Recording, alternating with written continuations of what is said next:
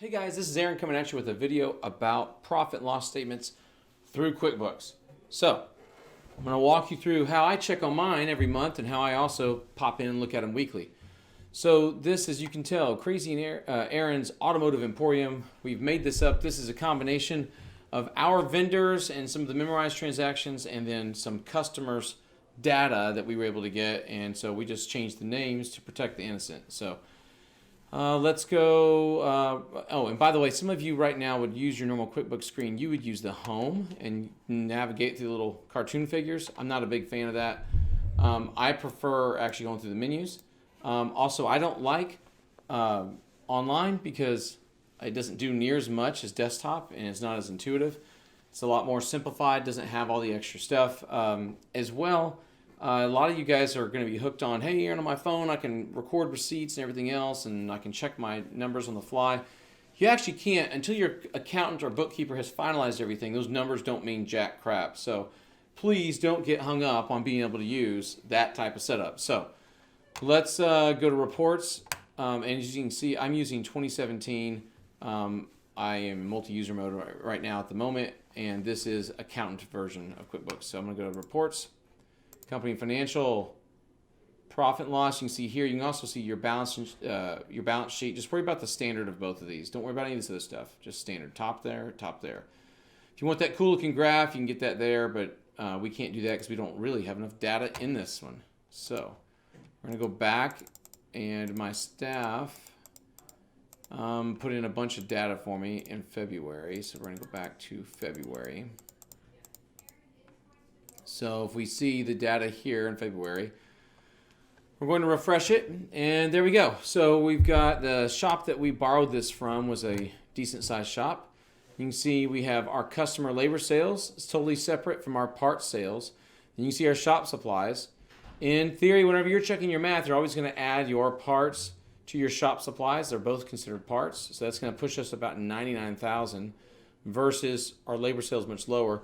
That's a little low for labor, but I do like parts in general to be higher than my labor. You'll see my discounts here for both, and you'll see my total for my discounts. That's your contra sales here. Total sales group, and then here we go. You can see it all comes down. You need to make sure you have your technician costs and all your parts right here in your cost of goods section. And then you're going to have your overhead section, which is below the gross profit line, all the way down to your total. And when you get down here to the bottom, you can see your total expenses right there. That's your total overhead, and you've got your income. So we go by net ordinary income. Net income down here might be where you would actually put in a bunch of owner type stuff, where you run your customer vehicle or your personal vehicle, et cetera, et cetera. Those vacations you take, you don't want to penalize your team if you pay them off the net. Now, I want you to learn this button here. Go to Customize. Go down here. Percent of income. Hit OK. This lays out everything for me with all my percentages. You can come over here, grab this bad boy, drag it over, get it nice and tight so you can see them right close to each other. Now I'll tighten up this P&L. And here's the beauty of this. I can compare P&Ls. So then I can go over here and I can open up another one. And I can take this one and I can say, what are my numbers? And I can go back, and sadly, this is the only month we have any data on. We need to get a bigger fake database. All right. So we take that. We're going to close it up, make it nice and tight. We're going to move it over here. Now, here's the benefit to this. I'm going to slide that over just a tad bit so you can see past me. If I want to customize this report, what if I have multiple locations in one bank account or one LLC? You see this tab up here called Filters. You just click Filters. You go to Class. And then everything you've entered in would be set up by your class. So you might, for us, we have multiple classes. EFF is Eurofix Franklin. AFF is Autofix Franklin.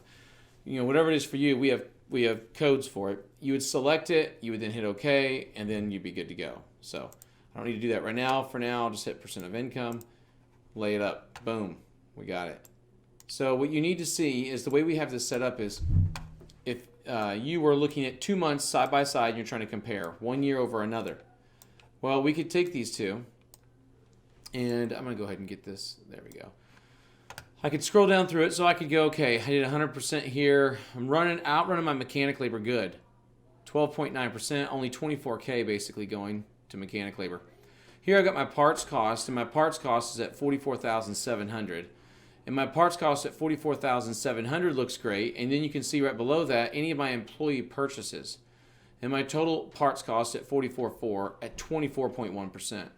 Now I have a hang up about this. A lot of people don't want to have a parts manager, but yet they'll let anybody spend that money. It's a ton of money to give somebody free reign and not have them dialed in and watching what they're spending. I mean, would you ever give your kid a credit card to go spend as much as they want at the grocery store to buy as much powdered donuts or cinnamon sugar donuts as they want? No, you wouldn't. And that being said, you need to be able to follow through with this system and understand where your money's going. So I believe in having every single time my advisors and my technicians and anybody else that can order parts in check by having a parts manager. And the lower they can get this number, the more that I can spend down here. So as you can see, we really kicked butt on our labor cost. Outran all of our costs there. We did a good job here on our parts. Got a great GP of 63%. Now the next month, you might only have a 55%. You never know. But if you can string enough of them together, you can get an overall great number there. Now, as you can see, I've got my postage supplies. I got everything else. I got my benefits for all my people. And see, if I wanted to know why is it $24,000 or how come shop support's so high? Shop support is my GS if he doesn't change oil. If he actually does work in the shop, you want him up here inside of labor costs. And so his paycheck will be added there, which would then take that from 13% up to maybe 14, 15%, which would then lower this down here. So as you can see, I could look at this and go, why is this so high? So I can double click it, opens it all up. Once I've got it all opened up, I can see all my different people. And if I wanted to know, why are they, this number or that number, I can go here and I can do by vendor, by employee, whatever. So I can pick a guy and I can see what his total was and the guy's total was and the guy's total. Or I can come out of this and I can pick it by vendor, etc. And I can change dates as well. So as I scroll down through this, I can look at my shop support, figure out why they had so much overtime. Employee-client relations, did we give away a bunch of stuff to customers? How come? Did we buy stuff for our employees? These are parts we gave away, stuff we gave to people, whatever. You can check it all out. You can change the date and jump to another month at this point. As I come down further, my payroll taxes, benefits, life insurance, etc. But my total number here, you can see it at 18.6%. I love that below 20%. So as I scroll down, and I like my front counter staff, by the way. I always want my front counter staff at 11% or less, and you can look right here. 13.3, we're a bit high. I don't like it. It's too high. And as I come down here, I've got my legal and professional at 1%, $1,800. And then I've got my advertising promotions at 3%. We're just maintaining at $5,400. Really starting to outrun some stuff there. That could be up to 5 to 7%, obviously, and it's much lower. Shop supplies. So I bought them here and I resold them up at the top. These are your shop supplies that wouldn't be considered part of parts. I would consider that maybe stuff that for mopping the floor, bonnets for your floor scrubber, stuff like that. These are all made up numbers. They're generally close, but company vehicle expense would be fuel. My rental cars, what I charge is $700 a car, and you can see I'm under 5%, which is what I want. My towing, which is just pass through. We don't mark up towing; we pass it straight through. We found a while back that customers would flip out if the tow driver told them how much it would be, and it was $10 more. And we could be the cheapest guy on the block. And I decided and made a rule a long time ago, it was not worth it for $10 to jeopardize our ability to charge premium on something else. So we kiboshed it. So if it's not being marked up and it's passing through, it goes right here. It does not go in cost of goods. And then as I come down, I got my merchant fees and I've got my bank statements. The total of my merchant fees. Now, depending on the size of your checking account, one of our checking accounts has multiple LLC or multiple shops running through it. So that checking account costs us like $80, $90 a month. I've got other ones that have one and it's free. It's just based on the amount of transactions or the bank you're with. That would all be right there. Now, as you can see, we want our merchant fees obviously to be under 2% based on all of the credit card sales. This is under 2% based on all sales. So don't let that throw you off. Rent, we want below 8%. We're at 5.6%. You can see right here. So you can see we're doing good. And if you throw in the property tax, or property insurance, we're under it still. We're right at 6%. Scroll down a little bit. We've got all of our utilities, our cable, water, all that stuff. Make sure you always are negotiating your waste removals and signing those contracts every 3 to 5 years. So on your dumpsters, you can get those usually down to just over 100 like this, or sometimes even under 100 if your town is small enough, or if you found a small enough vendor in your town. I like to break up my property and business tax that ends up being anywhere from $4,000 to $5,000 per location. I like to break that up monthly because otherwise it sandbags a month, and that a lot of times it's a big month, and my writers and managers get pretty demotivated by that because I pay them off the net. Then I got my fixed occupancy group. Total right here, that's another one of my categories, which is all this right here added up. Below my utilities, etc. And then I've got my total expense at $69,000. I want it under 40%, and look at it, 37%. So I'm under here at 37. My cost of goods are under right here at 37. That's 3 and 3. That's 6 more points. So look, I don't quite have 6 more points. I got 5.5 more points than the goal. It's a great goal, great month. So as I go over this, if let's say I had a problem, I wanted to go back and look at parts, or I wanted to compare the two of these, I could jump in here, go to total parts sold, and review this and figure out who are my employee purchases. And I can see this, and I can figure out who did it. And sometimes you can get your guys, to write in the notes who it was, in the memo. You can get your accounting team, to write that in there, and then you would know what's going on right here in the message. They could put that in there for you, and you would go, oh, that's so-and-so. And I will tell you, if you don't have an employee, especially a technician, every 3 months turning in employee receipts for oil and filters, they are probably stealing from you. There's not a technician on the planet that I don't know that does not change their own oil. And they usually have multiple cars in the driveway. So keep that in mind. So scrolling down, if I was to look at, or scrolling back up, if I was looking at my parts though, and I wanted to dive in and find out why it's so high, or how many dealer parts I had, I could open this up. I could then come up here and I can do by vendor. And then I can look at all the tires I bought. I can look at that dealer versus another dealer, add it all up. And maybe at your shop you like to track, I don't know, and this is what we did was we threw in all our vendors against someone else's revenue, and just because we could control it. And we came up with all these vendors that you see in this list. And a long time ago, years ago, I was able to do a process where I was able to compare how much we bought from dealers versus aftermarket.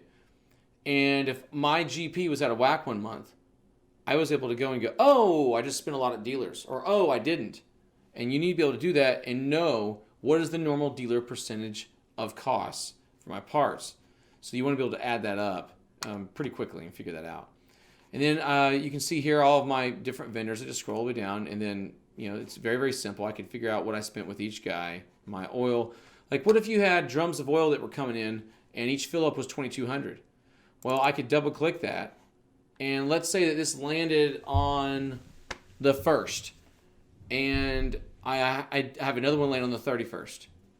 Well, if you don't know how to do a journal entry, which I'm not teaching right now, you could simply come in here and you could change this date to the previous month, the next month, key it in, whatever. And then what would happen is this date, this bill would change to that next month, and it would disappear. And all of a sudden you would only have $2,200, or you wouldn't have that $2,200 there.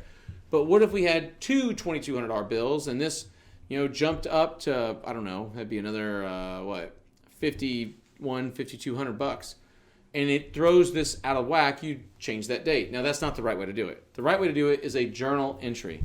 But if you've never done a B&L before, I feel like the easiest way for you to understand it is we want the revenue associated with the right bill in the right month. Okay? So think about that. So if I had 2 of these oil bills right here in 1 month, I would not want them both there. Now, if I'm always spending a little bit extra and I'm always going a little bit over, every now and then I'm going to have a month where I just have it. Now, one thing you can also do is split the bill, and you could mirror the repair order, or not the repair order, the invoice, and then put on the end of it, dash mirror or something like that, and you would just know that's the same one split in half. There's a million different little tricks you could do that aren't actually the right way, but do help the owner understand. And as you understand that, then you can go to more complicated things and do it the correct GAAP way, which is a journal entry, which we're not teaching on this video because I am not an accountant, and I would butcher it, but I can do it. And I am not going to have you guys calling me and telling me, Aaron, you taught me this wrong. I'm suing. Not doing that. So if we look at SSF, you can see how much I spent with that vendor. I could go down here to TCI, go down here to WorldPack, go all the way down to WorldPack. We typically buy a lot with WorldPack. And then go down here to this guy, and you can see all my different things. And then I could go and I could take this. This is all, see this report right here, by the way. This is all this one number. You just double click on it and it opens this up. And then you could say, what happened in March? And then you could change it to March, you know? It doesn't matter what. And I don't even know if we have anything in here. We'll see. She's got something in there. What do you know? So you could basically just go back and forth. Pretty simple. So as you go through this stuff, you can find out if you had bad debt. Like at the end of the month, a customer doesn't pay you. You've been waiting 90 days. You finally write it off. And that lands right down here in this right after net ordinary income. Ordinaries were the shop. That's what it made. You could put a line item that's just all of the Aaron Stokes crap, all your bills. If you're buying a boat, a side-by-side or something, slapping marketing stickers on it and calling it marketing, all that stuff that you run through your company that you shouldn't, that you put in here, and you don't want to penalize your people for it, you would put that below this line, and your bookkeeper can set that up for you. As you can see over here, these are our chart of accounts. You can see all the numbers and the digits. All of these here, you can find up here in your chart of accounts list right here. It's all these, right? So because you can find, and for those that didn't see that, chart of accounts is right there under list, chart of accounts, okay? We offer that for you in our course. You can download that course in Driving Growth, the original, and you can get that in here and use that in your accounting. That will help you. So this is the basic view of a P&L. I like to do this and have multiple P&Ls lined up. I will line up 2, 3 P&Ls. I will stack them next to each other. I have double screen monitors. Sometimes I will have 1, 2, 3, 4, 5. I will have all across my monitors 5 or 6 of these P&Ls all lined up, and I just keep reviewing them over and over and over and layering them. You know, what would February of this year versus February last year? What would be January plus February? And anytime you're trying to predict or figure out how revenue is going to land, you always want to compare the same month to the same month last year, and this month to last month, and then the upcoming month. Why do I want to compare it this year to this month and the upcoming month? Because a storm, a heat wave, a technician quit, some type of local thing that is contained to this year, I need to know about it when I'm comparing it to last year. All right, guys, that's how I review a P&L in QuickBooks. Pretty simple, pretty basic. All of you that already know how to do QuickBooks, this is not a big deal for you, but those that don't know, this can be very, very helpful. So this is how I review it. This is how I compare it. And I go month to month, back and forth. I will do another video and walk over how to do a balance sheet and how I have this open right next to a balance sheet. All right, guys, I'll see you in the next video.